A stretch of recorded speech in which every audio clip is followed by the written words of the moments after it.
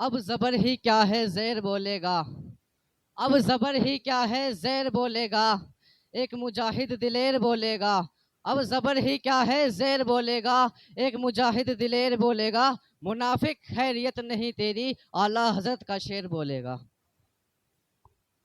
بسم اللہ الرحمن الرحیم۔ الصلاة والسلام علیک یا رسول اللہ وعلی آلک و اصحابک یا نبی اللہ صلی اللہ علیہ وسلم۔ حاضرین مجلس، اسلامی رشتے کی پردہ نشین ماں اور بہنوں، ممبر نور پر جلوہ بار مقتدر علماء ذوی الاحترام، خصوصیت کے ساتھ علامہ شکیل احمد جائیسی صاحب قبلہ، استاذ الحفاظ حضرت قاری ضمیر احمد تحسینی صاحب قبلہ، توتی چمنستان رضا جناب ریاض دہلوی صاحب، دیگر ارباب ممبر، حاضرین مجلس، السلام علیکم ورحمۃ اللہ وبرکاتہ۔ الحمدللہ کفا وسلام علی عبادہ الذین اصطفیٰ، اما بعد فاعوذ باللہ من الشیطان الرجیم، بسم اللہ الرحمن الرحیم۔ قال اللہ تعالی فی القرآن المجید والفرقان الحمید، وَلَنَبْلُوَنَّكُمْ بِشَيْءٍ مِّنَ الْخَوْفِ وَالْجُوعِ وَنَقْصٍ مِّنَ الْأَمْوَالِ وَالْأَنفُسِ وَالثَّمَرَاتِ وَبَشِّرِ الصَّابِرِينَ۔ وقال آخر قُلْ جَاءَ الْحَقُّ وَزَهَقَ الْبَاطِلُ إِنَّ الْبَاطِلَ كَانَ زَهُوقًا۔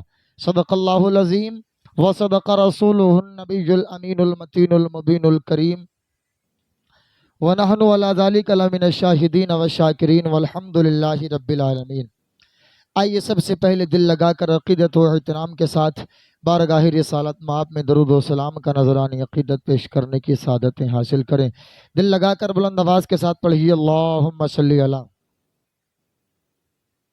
زور سے پڑھو ذرا، آواز کے ساتھ پڑھیے اللہم صلی علی۔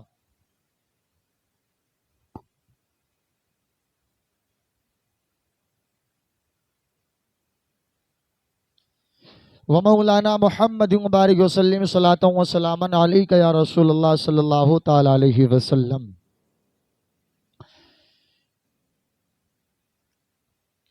آج کا ہمارا اور آپ کا یہ پروگرام الحمدللہ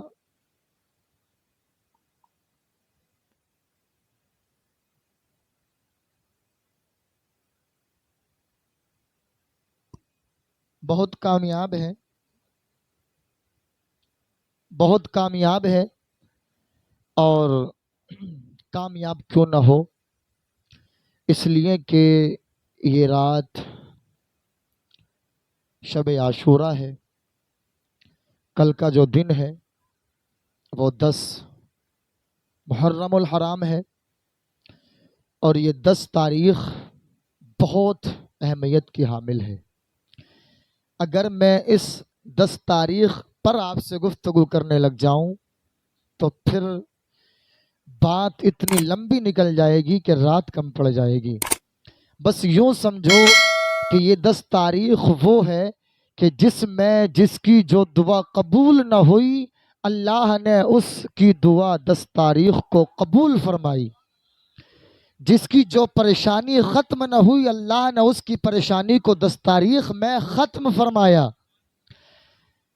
اور یہ 10 تاریخ وہی ہے کہ جب قیامت برپا ہوگی تو اسی 10 تاریخ کو قیامت برپا ہوگی، قیامت اسی 10 تاریخ کو برپا ہوگی، اور مسلمانوں کے لیے قیامت اللہ اکبر، کربلا کے میدان میں اسی 10 تاریخ کو امام حسین نے اپنا سب کچھ قربان کر دیا۔ کس لیے؟ صرف اس دین کے لیے جس دین کو ہم اور آپ مانتے ہیں۔ اگر حسین کربلا کے میدان میں اگر اپنا سب کچھ قربان نہ کرتے تو آج ہم اور آپ یہاں نہ ہوتے، آج اسلام کے ماننے والے نہ ہوتے، گویا کہ اسلام مٹ چکا ہوتا۔ کربلا کے میدان میں امام حسین نے اسی 10 تاریخ کو اپنی گردن کٹا کے اسلام کو ایسا زندہ فرمایا کہ قیامت تک حسین زندہ رہیں گے، اسلام زندہ رہے گا، کلمہ پڑھنے والے زندہ رہیں گے۔ یہ پیغام دے گئے کربلا کے میدان سے امام حسین کہ اسلام تھا، اسلام ہے، اسلام رہے گا، قرآن تھا، قرآن ہے، قرآن رہے گا، اور اسلام کی گردن پہ حسین ابن علی کا احسان تھا، احسان ہے، احسان رہے گا، احسان تھا، احسان ہے، احسان رہے گا۔ جب تک دنیا میں مسلمان باقی ہیں، کلمہ پڑھنے والے باقی ہیں، اس اسلام پر حسین اعظم کا احسان پاک ہے۔ ظالم یزید اور اس کے لشکر والے، اس کے ساتھی یہ سمجھ رہے تھے ہم نے حسین کو ختم کر دیا، اب ہمارا سکہ چلے گا، ہماری توتی بولے گی، ہمارا نام کھنکے گا، لیکن انہیں پتہ نہیں تھا کہ قتل حسین اصل میں مرگ یزید ہے۔ اسلام زندہ ہوتا ہے ہر کربلا کے بعد، اسلام زندہ ہوتا ہے ہر کربلا کے بعد، اور بے اجازت جن کے گھر جبریل بھی آتے نہیں، قدر والے جانتے ہیں عز و شان اہل بیت، یہ شان ہے کربلا والوں کی۔ ایک شاعر نے کہا تھا، میں شعر پڑھ کے یہ خوبصورت شعر آپ کی پاکیزہ سماعتوں کے حوالے کر رہا ہوں، اور پورا منظر، پورا واقعہ اس شعر کے اندر شاعر نے کھینچا ہے، ملاحظہ کریں اور محبت کے ساتھ کہہ دیں سبحان اللہ، اور مچل کر کے بولیں یا رسول اللہ، اور محبت سے بولیں لبیک یا حسین، لبیک یا حسین۔ ایک شاعر نے کہا کہ تیر سے، تیگ سے، تلوار سے ڈر لگتا ہے، جاں بجا بکھری ہوئی لاش سے ڈر لگتا ہے۔ یزید آپ جانتے ہیں، جب ہم بیان کریں گے تو آپ سنیں گے، پتہ چلے گا، اور آپ نے سن رکھا ہے، ہر سال الحمدللہ آپ یہ 10 روزہ پروگرام سنتے ہیں۔ یزید شام سے خود نہیں آیا تھا، اس نے اپنے چیلے چپاٹوں کو، چمچوں کو بھیجا تھا، اس نے جو مال کے پجاری تھے، مال کے لالچی تھے۔ آج بھی دنیا میں بہت سے لوگ مال کے لالچی ہیں، مال کے لالچ میں ایمان کا سودا کر دیتے ہیں، لیکن یہ الگ موضوع ہے، بیان کروں گا تو سنیے گا، شعر سنیں۔ وہ خود نہیں آیا تھا شام سے، بلکہ اس نے اپنے چمچوں کو بھیجا تھا۔ کیوں نہیں آیا تھا؟ اسے پتا تھا تیر سے، تیگ سے، تلوار سے ڈر لگتا ہے، جا بجا بکھری ہوئی لاش سے ڈر لگتا ہے، اور اس لیے شام سے کربل میں نہیں آیا یزید، اس کو زینب تیرے عباس سے ڈر لگتا ہے، اس کو زینب تیرے عباس سے ڈر لگتا ہے۔ اور کربلا کی سرزمین سے تو بچے بچے نے یہ پیغام دیا تھا کہ دودھ پیتا ہوا بچہ یہ صدا دیتا ہے، ابے ہرملا سامنے آ، دھمکیاں کیا دیتا ہے، ابے نام اصغر ہے میرا، میں ہوں علی کا بیٹا، انگلیوں پہ جو در خیبر کو نچا دیتا ہے، نام اصغر ہے میرا، میں ہوں علی کا بیٹا، انگلیوں پہ جو در خیبر کو نچا دیتا ہے، انگلیوں پہ جو در خیبر کو نچا دیتا ہے۔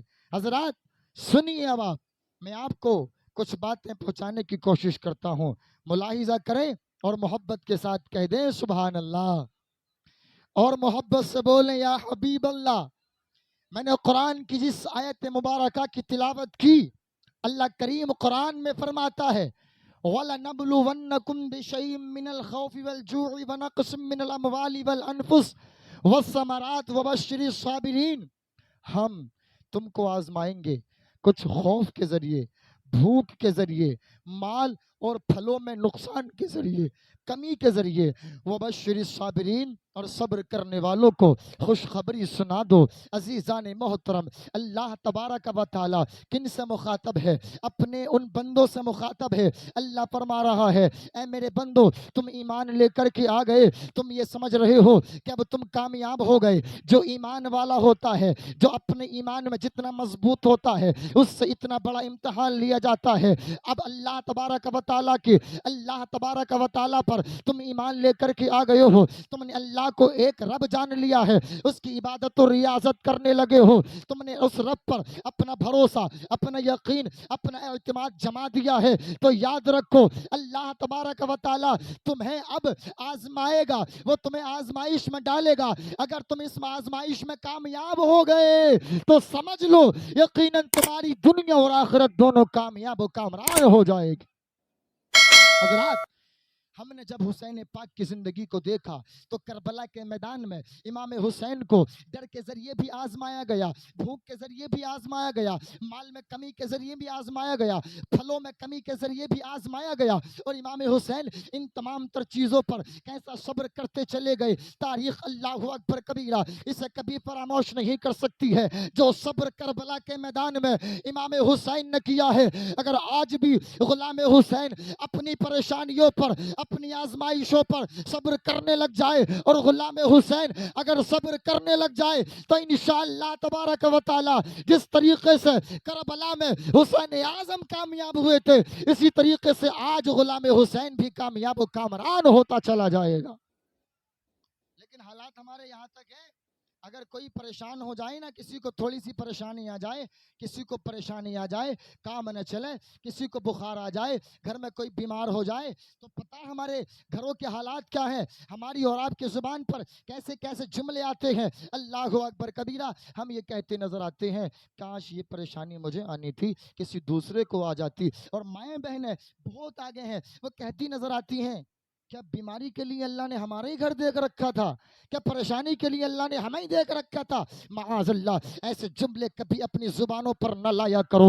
اللہ اکبر کبیرہ, یہ تمہاری اور میری آج کی کیا پریشانی ہے, ذرا سمجھو تو, ذرا سوچو تو. کربلا کے میدان میں امام حسین پر جو پریشانیاں, جو آزمائش ہے, جیسا وقت امام حسین پر آیا تھا, جیسے وقت سے میرا اور آپ کا امام گزرا تھا, کیا ایسے وقت سے ہم گزر رہے ہیں؟ اللہ کا فضل ہے, پریشانی ہی تو آئی ہے, گھر میں دوسرے لوگ تو صحیح ہے, کوئی مر تو نہیں رہا, بھوک کی وجہ سے, پیاس کی وجہ سے کوئی مر تو نہیں رہا ہے. اللہ اکبر ابھی کبیرہ, ارے کام نہیں چل رہا ہے, تو مطلب یہ ہے کہ جہاں تم لاکھوں کماتے تھے, لاکھوں نہ کما کر ہزاروں کما رہے ہو, لیکن کما تو رہے ہو نا, مل تو رہا ہے نا, پیسہ تو ہے, کھانے کے لیے رزق تو ہے, پینے کے لیے پانی تو ہے. اللہ اکبر کبیرہ, ایسا تو نہیں ہے کہ آپ پر پانی نہیں ہے, آپ کے پاس کھانا نہیں ہے.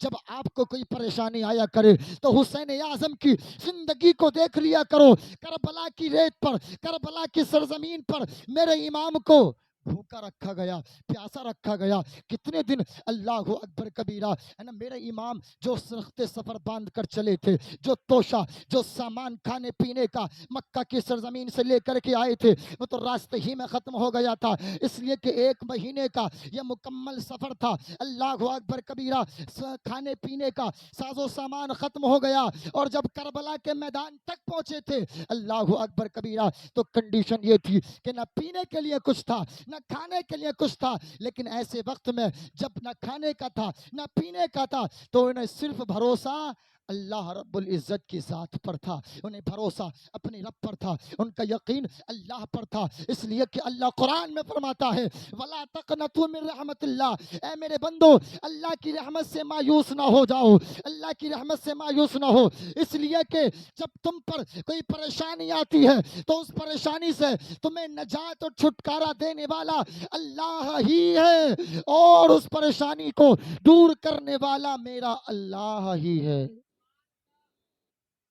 گویا کہ اللہ کے احکام میں حکمت ہے, وہ آپ کو کبھی خوشی دے کر آزماتا ہے اور آپ کو کبھی وہ غم دے کر آزماتا ہے. اللہ اپنے بندوں کو آزمانا چاہتا ہے کہ میرا بندہ کیا خوشی میں ہی میرا ذکر کرے گا, کیا غم ہی میں میرا ذکر کرے گا. ہم نے حالات یہاں تک دیکھے ہیں, اگر پریشانی آ جائے تو بندہ اللہ اللہ کرتا نظر آتا ہے, کوئی خوشی مل جائے تو اللہ کو بھول جاتا ہے. اللہ فرماتا ہے اے میرے بندو, غم مل جائے تب بھی مجھے یاد کرو, خوشی مل جائے تب بھی میرا چرچا کرو, میرا ذکر کرو, مجھے یاد کرو. اس لیے کہ جو میری نعمتوں کے ملنے پر میرا ذکر کرتا ہے, مجھے یاد کرتا ہے, میں نعمتوں کو گھٹاتا نہیں ہوں بلکہ نعمتوں کو بڑھاتا چلا جاتا ہوں.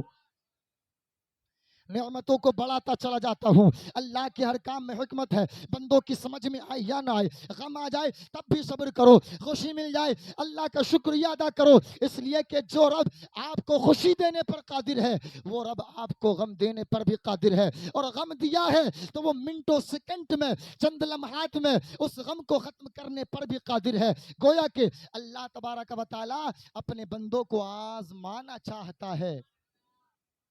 بات سمجھ میں آ رہی ہے؟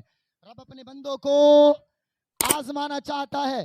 میں اگر چاہوں تو شہادت سنا کر آپ کی آنکھوں سے آنسو نکال سکتا ہوں, آپ کو ایموشنل کر سکتا ہوں, لیکن میرے پیارے جو کربلا کا صحیح پیغام ہے, یہ آخر جانے مال اولاد گھر بار سب کچھ قربان کیوں ہوا, میں یہ بتانا چاہتا ہوں آپ کو. وہ سنیے آپ, اگر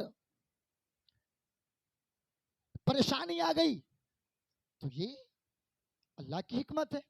رب اپنے بندوں کو آزما رہا ہے, رب اپنے بندوں کو آزماتا ہے.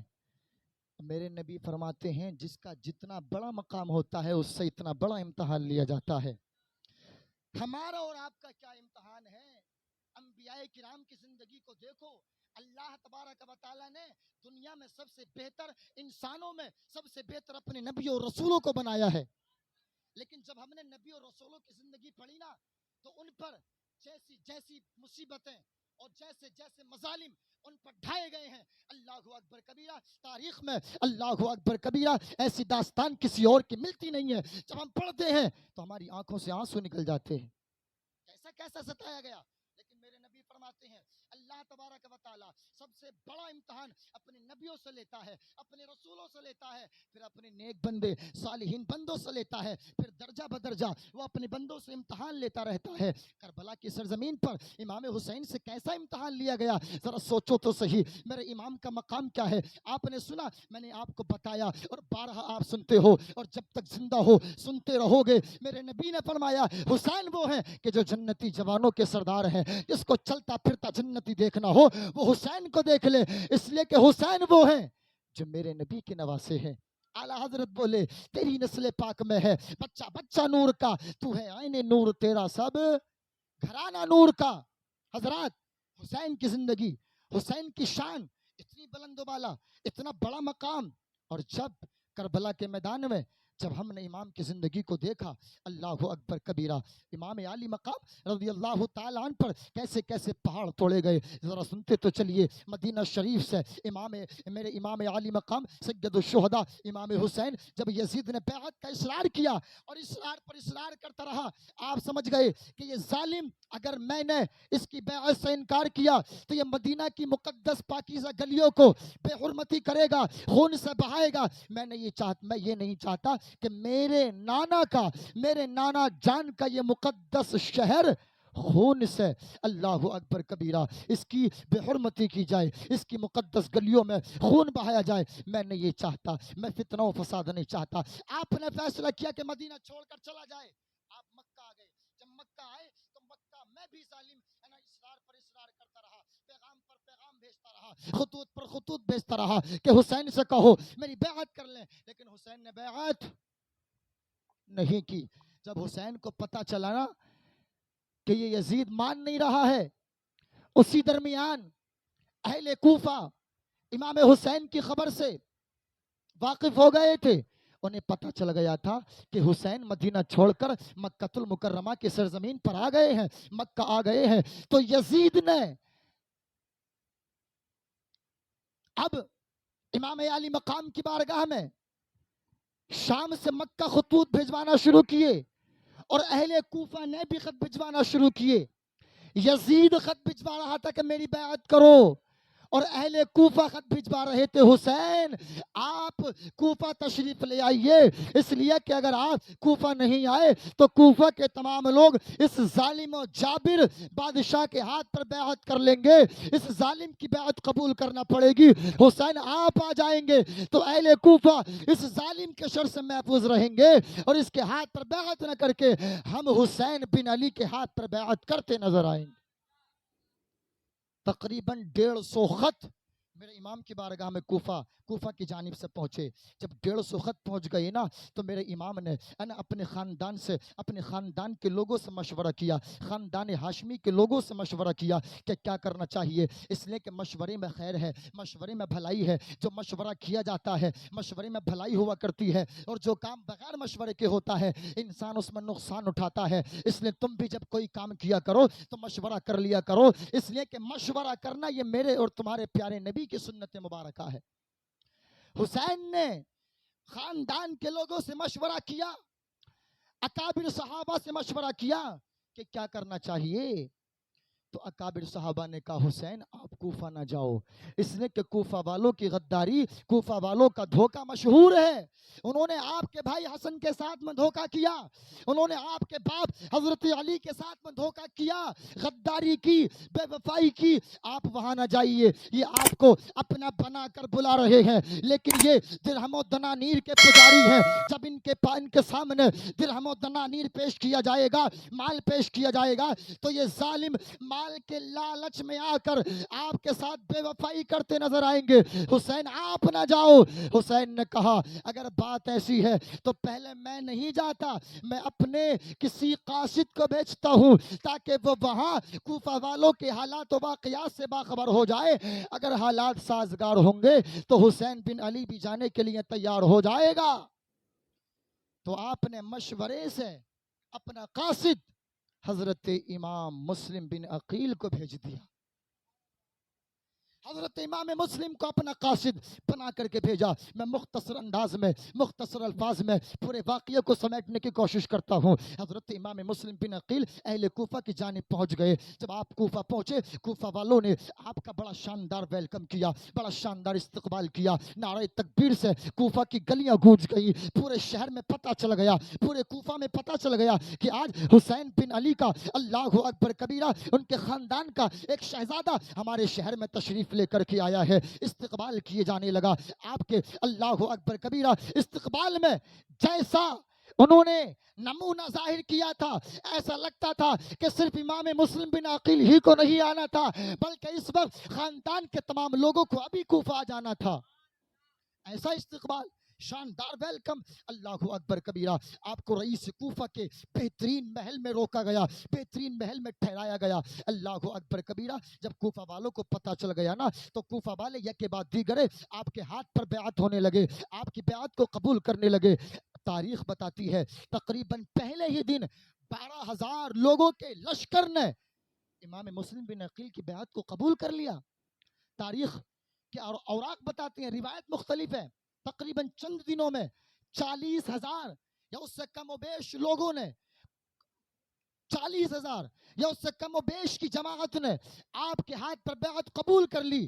اگر 40,000 بھی نہ ہونا تو تاریخ یہ بتاتی ہے کہ ایک بہت بڑی جماعت تھی جس نے حسین بن علی کی، امام مسلم بن عقیل کے ہاتھ پر بیعت قبول کی تھی. جب حالات اتنے سازگار ہوئے اور وہ لوگ امام حسین رضی اللہ تعالیٰ عنہ کے بارے میں امام مسلم بن عقیل سے پوچھتے کب آئیں گے حسین، کب آئیں گے حسین، ہم چاہتے ہیں ہمیں مصطفیٰ کے پیارے نواسے کا دیدار ہو جائے. ارے جس چہرے کو مصطفیٰ نے دیکھا ہے، جس کی پیشانی کو مصطفیٰ نے چوما ہے، جس کے ہاتھوں کو مصطفیٰ نے چوما ہے، جس کے لبوں کو مصطفیٰ نے چوما ہے، ہم یہ چاہتے ہیں اس نورانی چہرے والے کا دیدار ہمیں بھی ہو جائے.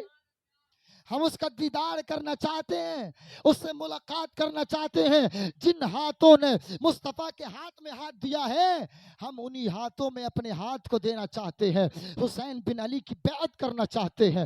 اللہ اکبر کبیرہ. تاریخ بتاتی ہے کہ حسین بن علی کی آمد کے لیے کوفہ والے آپ کے استقبال کے لیے جو راستہ مکہ سے کوفہ میں آتا تھا وہاں بیٹھ جایا کرتے تھے استقبال کے لیے کہ کہیں آنے والا حسین نہ ہو، کہیں آنے والے حسین بن علی نہ ہو، کہیں آنے والے مصطفیٰ کے پیارے نواسے نہ ہو. رات و دن استقبال کے لیے بیٹھے رہتے تھے. جب امام مسلم بن عقیل نے حالات یہ دیکھے کہ یار 40,000 اتنی بڑی جماعت نے ہاتھ پر بیعت قبول کر لی اور ان کے ان کا ذہن و فکر، ان کا دل و دماغ، ان کی سوچ بہت اچھی ہے، تو پھر ایسا کیا جائے امام حسین کو اب اس سرزمین پر بلا لیا جائے۔ اگر حالات ناگوار ہوتے، حالات اچھے نہیں ہوتے تو اتنی بڑی جماعت بیعت قبول نہ کرتی، ہمارا اتنا شاندار استقبال نہ کرتی، ہمارا اتنا ادب و احترام نہ کرتی، ہمیں اتنے اچھے انداز میں ہمارے ساتھ پیش نہ آتی۔ حالات بہت اچھے ہیں۔ امام حسین رضی اللہ تعالی عنہ کی بارگاہ میں امام مسلم بن عقیل نے خط بھیج دیا کہ بھائی آپ تشریف لے کر کے آ جائیے، یہاں کے حالات بہت اچھے ہیں۔ یہ خط آپ نے کوفہ سے مکہ بھیجا، ابھی خط امام حسین کی بارگاہ تک پہنچا نہیں تھا کہ ظالموں نے، اللہ اکبر کبیرہ، کیونکہ یزید کے کچھ جاسوس، کچھ دوغلے غدار وہاں بھی تھے جو نام لیوا حسین بن علی کے، لیکن جاسوس یزید کے، جاسوس، مخبر، خبر دینے والے، پوری بات کو بتانے والے۔ اور یاد رکھیں جس جماعت میں مخبر ہوتے ہیں نا، وہ جماعت تباہ و برباد ہو جاتی ہے۔ آج میری قوم جو برباد ہے، اس بربادی کا نتیجہ یہ ہے کہ سب سے زیادہ دلال، سب سے زیادہ مخبر، ہماری اپنی دوسروں تک خبر پہنچانے والے سب سے زیادہ ہماری جماعت صحیح بات کو موڑ کر اس کو چینج کر کے وہاں تک پہنچا دیتے ہیں۔ اگر بات کم ہو، اگر بات سوئی کے برابر ہو تو اسے پھاوڑا بنا کر وہاں پہنچا دیا جاتا ہے۔ اللہ اکبر کبیرہ۔ تو مخبر، دلال، غدار، بے وفا وہاں بھی تھے، انہوں نے یزید تک یہ پیغام پہنچا دیا کہ اے یزید، حسین بن علی کا قاصد مسلم بن عقیل آیا ہے اور لوگ اس کے ہاتھ پر بیعت کرتے جا رہے ہیں۔ اگر روک نہ لگائی گئی تو ایک وقت وہ آئے گا کہ پورا کوفہ حسین بن علی کی بیعت قبول کر لے گا۔ کسی طرح سے روک لگائی جائے۔ اس نے فوراً وہاں کے گورنر، صحابی رسول حضرت بشیر کو خط بھجوایا کہ کیا کر رہے ہو؟ آپ کے زمانے میں، آپ کی صدارت میں یہ کیا ہو رہا ہے؟ کیسے یزید کی مخالفت کی جا رہی ہے، کیسے یزید کی بیعت توڑ کے حسین کی بیعت کی جا رہی ہے۔ اللہ اکبر کبیرہ۔ صحابی رسول جو وہاں کے گورنر تھے، وہاں لوگوں کو انہوں نے جمع کیا اور لوگوں کو جمع کرنے کے بعد کہا، اے لوگوں، آپ حسین بن علی کی بیعت قبول تو کر رہے ہو، یزید کی مخالفت پر یہ بیعت ہے، اگر یزید کو پتہ چل گیا تو یاد رکھو اچھا نہیں ہوگا۔ آپ یہ کہہ کے اپنی براءت ظاہر کرتے ہیں اور اس کے بعد آپ نے لوگوں سے کچھ نہ کہا۔ اللہ اکبر کبیرہ۔ آپ نے کچھ نہ کہا، لوگ پھر بھی حسین بن علی کی بیعت کرتے چلے گئے، امام مسلم بن عقیل کے ہاتھ پر ہاتھ دیتے چلے گئے۔ ایک وقت وہ آیا کہ اس نے ابن زیاد کو، جو بصرہ کا گورنر تھا، اسے وہاں سے معزول کر کے کوفہ کا گورنر بنا دیا اور کہا، جاؤ جا کر کے کوفہ کے گورنر حضرت صحابی کے رسول حضرت بشیر کو ہٹاؤ اور تم گورنر بن جاؤ، اور جتنے لوگ حسین کی بیعت کر رہے ہیں انہیں ڈراؤ، انہیں دھمکاؤ، انہیں سمجھاؤ کہ اگر وہ حسین کی بیعت کرتے رہیں گے، یزید کی بیعت نہیں کریں گے تو ایک وقت وہ آئے گا ان کے مال چھین لیے جائیں گے، ان کی اولاد کو چھین لیا جائے گا، ان کو بے اولاد کر دیا جائے گا، ان کی اولاد کو یتیم کر دیا جائے گا، ان کی عورتوں کو بیوہ کر دیا جائے گا، ان کے گھر بار کو ختم کر دیا جائے گا۔ اگر انہوں نے اس بات کو نہیں مانا تو ایک وقت وہ آئے گا کہ ان کو بھی مار دیا جائے گا۔ اللہ اکبر کبیر، ان کو بھی مار دیا جائے گا۔ ظالم ابن زیاد نلائق نکلا بصرہ سے کوفہ کی جانب۔ اتنا چلاک تھا وہ ظالم کہ جس راستے پر بیٹھ کر کوفہ کے غیور مسلمان اس وقت جو حسین بن علی کی آمد کا انتظار کرتے، اور کوفہ کا وہ راستہ جو مکہ شریف سے کوفہ میں داخل ہوتا تھا، یہ ظالم ابن زیاد اسی راستے سے چہرہ ڈھانک کر، چادر اوڑھ کر داخل ہوا تاکہ لوگ پہچان نہ پائیں اور لوگ یہ سمجھیں کہ یزید کا قاصد نہیں بلکہ کوفہ میں ہمارے درمیان میں حسین بن علی تشریف لے کر کے آ گئے ہیں۔ اس لیے کہ وہ تو انتظار میں تھے کب آئیں گے حسین بن علی، کب آئیں گے امام علی مقام، کب آئے گا نواسۂ رسول۔ اللہ اکبر کبیرہ. وہ ظالم اس نے چہرہ چھپا کر رکھا تھا, چادر کو اوڑھ رکھا تھا. تاریخ بتاتی ہے وہ ظالم داخل ہوا, لوگوں نے اسے سلام کیا, السلام علیک یا حسین, السلام یا حسین. ظالم نے جواب نہ دیا, اس لیے کہ اگر بولتا, زور سے آواز نکالتا تو لوگ اس کی آواز کو پہچان لیتے. ظالم نے جواب نہ دیا, مڑی ہلا کر ہے نا آگے بڑھتا رہا. لوگ سمجھے کہ یہ جواب جیسے امام حسین جواب دیتے ہیں ایسا تو سلام کا جواب نہیں دے رہا ہے. انہیں ڈاؤٹ تو ہوا, لیکن انہوں نے سمجھا ہو سکتا ہے کسی بنیاد پر آپ جواب نہ دے رہے ہو. جب وہ کوفہ میں داخل ہو گیا تو کوفہ میں داخل ہونے کے بعد وہ وہاں نہ گیا جہاں مسلم بن عقیل تھے, بلکہ وہ وہاں گیا جہاں گورنر ہاؤس تھا. جب وہ دارالامارت کی طرف چلا نا, گورنر ہاؤس کی طرف چلا, تو لوگ سمجھ گئے یہ حسین بن علی نہیں بلکہ یہ یزید کا قاصد ابن زیاد ہے. اللہ اکبر کبیرہ. جب لوگوں نے اسے گورنر ہاؤس کی طرف جاتے ہوئے دیکھا نا, اللہ اکبر کبیرہ, تو آپ کو بڑی شرمندگی ہوئی کہ ہم تو حسین بن علی سمجھ کر اس کا استقبال کر رہے تھے, یہ تو نلائق بن زیاد نکلا. بڑی انہیں شرمندگی ہوئی, بڑا انہوں نے نادم ہوئے اپنے آپ پر. اللہ اکبر کبیرہ. وہ بڑے نادم ہوئے, انہوں نے بڑا افسوس کا اظہار کیا. اس کے بعد ابن زیاد نے صبح کو اہل کوفہ کو جمع کیا, اور اہل کوفہ کو جمع کرنے کے بعد وہی جو یزید نے خط میں لکھا تھا پورا خط اس نے پڑھ کر کے سنا دیا. کہا اے کوفہ والو, حسین بن علی کی بیعت نہیں بلکہ یزید کی بیعت لو. یزید کی جو حاکم وقت ہے اس کی بیعت قبول کرو.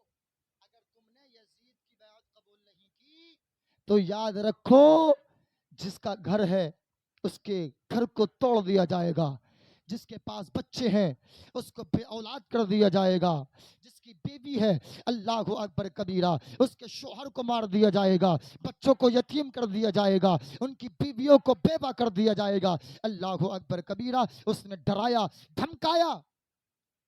وہ تو تھے ہی مال کے درہم و دنانیر کے لالچی, پیسے پر بکنے والے. انہوں نے جب اتنی خبر سنی اللہ اکبر کبیرہ, تو جتنے لوگ ابھی تک مسلم بن عقیل کا ساتھ دے رہے تھے وہ اس کے اس خط کو پڑھ کر, اس پیغام کو سن کر حسین بن علی کے بھائی مسلم بن عقیل کا ساتھ چھوڑتے چلے گئے. ساتھ چھوڑ دیا انہوں نے, بک گئے پیسے پر بک گئے. آج بھی مسلمان پیسے پر بک جاتا ہے. مجھے بتاؤ اگر آج بھی مسلمانوں میں مخبر ہو پیسے پر بکنے والے ہوں تو کیا وہ حسینی ہیں؟ وہ حسینی نہیں, بلکہ میں تو کہتا ہوں جو اپنے ایمان کا سودا پیسے پر کر دیتا ہو وہ حسینی نہیں ہو سکتا بلکہ وہ یزیدی ہے. اللہ اکبر کبیرہ. پیسے پر بکے, چھوڑ دیا مسلم بن عقیل کا ساتھ, چھوڑ دیا ان کا ساتھ. اب میں مختصر بتاؤں, ایک وقت وہ بھی آیا کہ آپ کے ساتھ صرف اور صرف آپ کے 2 بیٹے محمد اور ابراہیم ہی رہ گئے. اس کے علاوہ جو 40,000 کا لشکر تھا نا وہ سارا کا سارا بے وفا ہو گیا. وہ سارا کا سارا لشکر پیسے پر بک گیا, ڈر کے مارے بھاگ گیا. امام مسلم بن عقیل کا ساتھ چھوڑ دیا انہوں نے. اللہ اکبر کبیرہ. اب ایک وقت وہ بھی آیا, اللہ اکبر کبیرہ. میں مختصر بتاؤں پھر انشاءاللہ صبح کو امام حسین رضی اللہ تعالیٰ عنہ کی شہادت اور 1-2 شہادت آپ کو سنا کر کے کربلا کا اصل اور صحیح پیغام آپ تک پہنچانے کی کوشش کی جائے گی انشاءاللہ. ایک وقت وہ بھی آ گیا کہ ان ظالموں نے یزید کے کہنے پر ابن زیاد کی زیادتی کے بنیاد پر, اور ابن زیاد مفسرین بیان فرماتے ابن زیاد وہ ہے, دنیا میں کچھ لوگ ایسے ہوتے ہیں جن کے باپ کا پتہ نہیں ہوتا کہ اس کا باپ کون ہے, اس باپ کا پتہ نہیں ہوتا باپ کون ہے. تو کچھ مفسرین نے بیان فرمایا اس کو ابن زیاد جو کہا گیا نا وہ اس لیے کہا گیا کہ پتہ نہیں ہے کس کی زیادتی ہے, پتہ نہیں ہے کس کا بیٹا ہے. اللہ اکبر کبیرہ. جس کے باپ کا پتہ نہیں ہوتا لوگ اسے حرامی کہتے ہیں, اسے حرامی کہتے نظر آتے ہیں. اسی طریقے سے ابن زیاد کے باپ کا پتہ نہیں تھا یہ کس کی اولاد ہے, یہ کس کا بیٹا ہے, اسی وجہ سے لوگ اسے ابن زیاد کہتے نظر آتے تھے. وہ بھی آیا کہ مسلم بن عقیل جس گھر میں آپ آرام فرما تھے اس گھر کا محاصرہ کر لیا گیا، چاروں طرف سے اس کو گھیر لیا گیا۔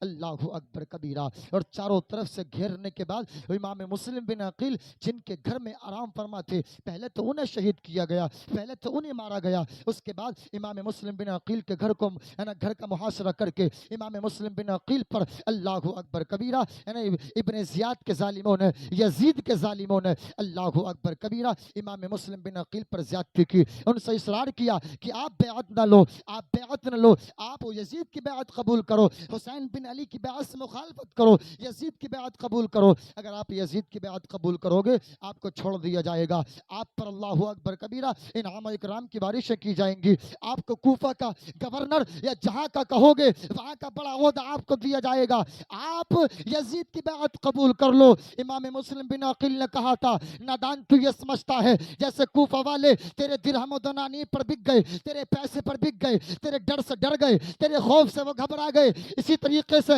یہ مسلم بن عقیل بھی گھبرا جائے گا، ڈر جائے گا۔ ارے نادان وہ اور تھے جو پیسے پر بکے، تیرے ڈر سے گھبرا کر انہوں نے میرا ساتھ چھوڑ دیا۔ یاد رکھ میری رگوں میں علی کا خون ہے، میری رگوں میں مصطفیٰ کے گھرانے کا خون ہے، سادات کا خون ہے، میری رگوں میں ہاشمی خون دوڑ رہا ہے۔ نادان جان تو جا سکتی ہے لیکن مسلم بن عقیل درہم و دنانیر پر سودا کر لے یہ کبھی نہیں ہو سکتا۔ امام مسلم بن عقیل نے جواب دے دیا کہ جان مانگو تو جان دیں گے، مال مانگو تو مال دیں گے، مگر یہ ہم سے کبھی نہ ہوگا، نبی کا جاہو جلال دیں گے۔ اس کے بعد ظالموں نے امام مسلم بن عقیل پر اپنی تلواریں چلانا شروع کی، نیزے مارنا شروع کیے۔ اللہ اکبر کبیرہ۔ مسلم بن عقیل ان ظالموں کا جواب دیتے دیتے اللہ کو پیارے ہو جاتے ہیں، آپ جام شہادت نوش کر لیتے ہیں۔ یہ امام مسلم بن عقیل کی شہادت ہے جو میں نے مختصر اپنے الفاظ میں بیان کرنے کی کوشش کی ہے۔ اللہ کریم کی بارگاہ میں دعا ہے اللہ تعالی ہمیں امام مسلم بن عقیل، آپ کے دونوں بیٹوں محمد و ابراہیم اور تمام کربلا والوں کا صدقہ عطا فرمائے، ان کی شہادت کے صدقے میں اللہ ہماری اور آپ کی بے حساب بخشش فرمائے، اور ہماری بخشش فرما کر ہمیں جنت کا پروانہ عطا فرمائے۔ میں بس اس شعر کے ساتھ اپنی بات کا اختتام کر رہا ہوں۔ میرے امام نے کہا تھا، کیا بات رضا اس چمنستانی کرم کی، زہرا ہے کلی جس میں حسن اور حسین پھول، اور قتل حسین اصل میں مرگ یزید ہے، اسلام زندہ ہوتا ہے ہر کربلا کے بعد۔ اب کربلا کیا ہے انشاءاللہ صبح سنیں گے۔ وما علینا الا البلاغ۔ السلام علیکم ورحمۃ اللہ وبرکاتہ۔